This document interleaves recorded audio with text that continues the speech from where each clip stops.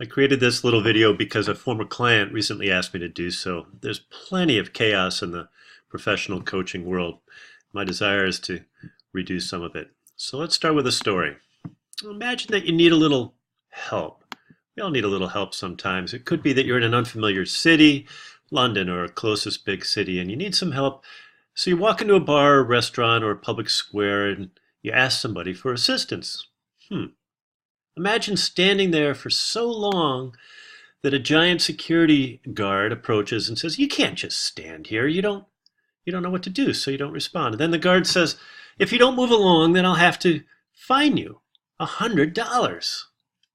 Well, you still don't respond. What can you say when you lack choices? And finally, the guards ask two good questions.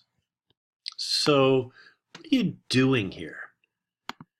And where are you going? And let's imagine that you smile and you say, I get it now. How about if I pay you the $100 and I come back next week? I want you to ask me those two questions week after week. What are you doing here? Where are you going? And so began the history of professional coaching. There's a buyer and a seller, who and what. I've been doing this for a long time.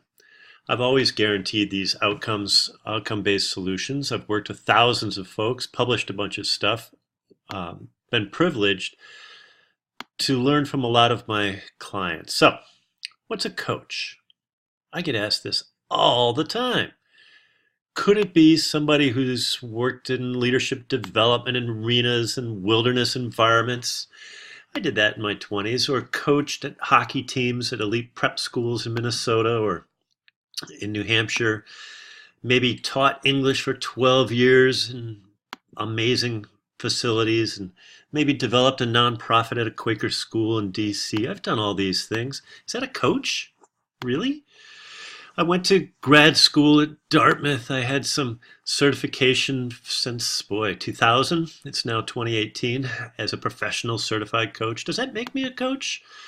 I taught indoors at colleges, and I'm working on my dissertation to finish my doctorate so I can get 3 stripes on my arm. I coached NCAA skiers. Does that make me a coach? Or does the ability to sell or market my coaching skills make me a coach? So this collage is meant to represent the science and the practice behind my story, but also your story and anyone's stories. There's ambiguity about what's a coach. So let's clear up the mud. Coaching is none of what I just shared. Coaching is a collaborative process where we go from A to B. Now I'm here, next I'm there. Now I'm stuck, next I'm unstuck. I move from ignorance to choice. I move from confusion to action. Always, coaching has a quantitative element. Where are you on the scale? Are you a 10 or an 8? Are you a 2 or a 1? And it's a bidirectional scale. So if coaching is a collaborative process, that implies a number of things. It implies that there's 2 people involved. It's a relationship, and it's designed for the client. It's the client's agenda that's primary. And in this culture, we're moving up and to the right. We're always focused on meaningful performance or business outcomes. That's what coaching is defined by, the academics at least. Well, why the confusion? I think part of the confusion is we don't know the history. Back in Hungary, apparently, there was a town called Koks, K-O-C-S, and people built carts, maybe they look like this, to travel throughout Europe. That word and that notion evolved from the physical cart to the person helping facilitate the movement from A to B. At Oxford, that term merged or evolved into a tutor. I studied at Oxford for one summer and studied English poetry. I was fascinated. This person on the right was brilliant, and they weren't collaborative. My tutors were quite competitive. In fact, sometimes the word coach gets confused or used loosely. Judges in American television shows like The Voice are now thought to be voice coaches. Well, really? So there's ambiguity over time, confusion. In a similar way, I think We think about evolution and something went terribly wrong. Is coaching digital? David Peterson at Google suggests that Siri can replace or displace so much of the coaching that we think we need today. Well, we've got 4,500 years of information that says no, coaching is a process that involves two people in a relationship, who and what. So how does it work? Here's the process that we trademarked because our clients asked us to do so. It starts with assessing a coachee's strengths and their mindset. To what extent do they have a growth mindset or a fixed mindset? I can't coach everybody. Nobody can coach everybody. And the D is, well, what's a meaningful goal or outcome for that client? It's got to be measurable. I can't tell you how many coaches do this, but it's hard to quantify. The research indicates that only 20% of coaches have a meaningful goal or outcome. That's like going to a physician and saying, okay, doc, do you think you've got the capacity to help me? I think that's criminal. So what do? We assess the strengths, we define a meaningful goal or outcome. I can give you what they are. I know based on my research what they are. And then in each session, there's a little hyphen here. In each session, you'll ask, so what extent or what do you want to focus on today? What's an intervention or possible action that person might consider? This is not making up stuff. This is evidence-based. And T, what's the takeaway? The next step for that individual. The percent of adherence is similar to the percent of compliance in medicine.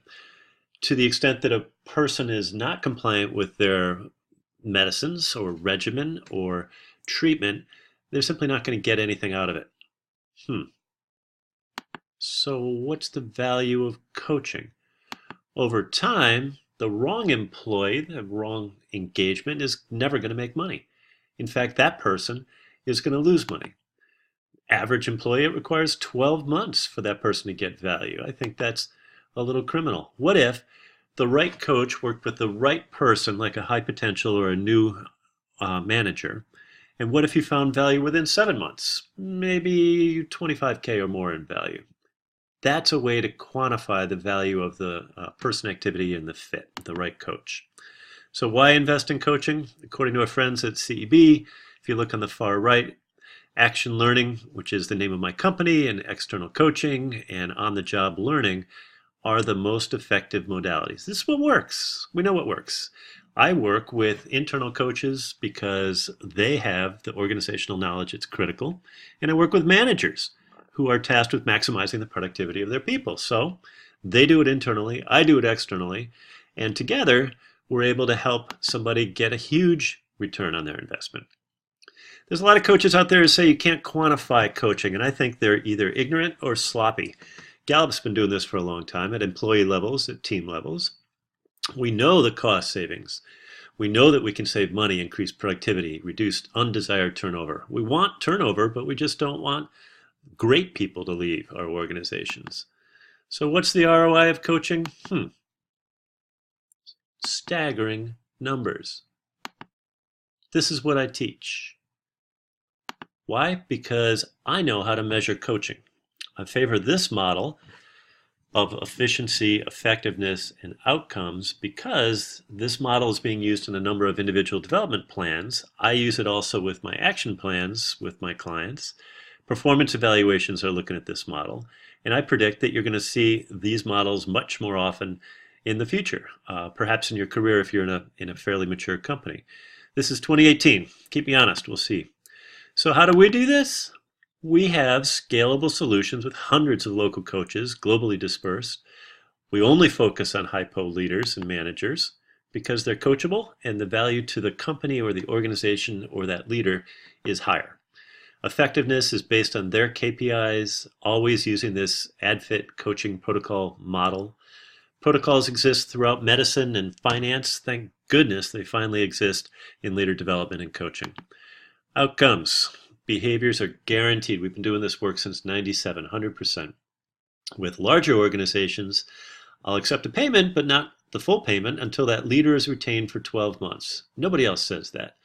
Nobody else can guarantee that outcome.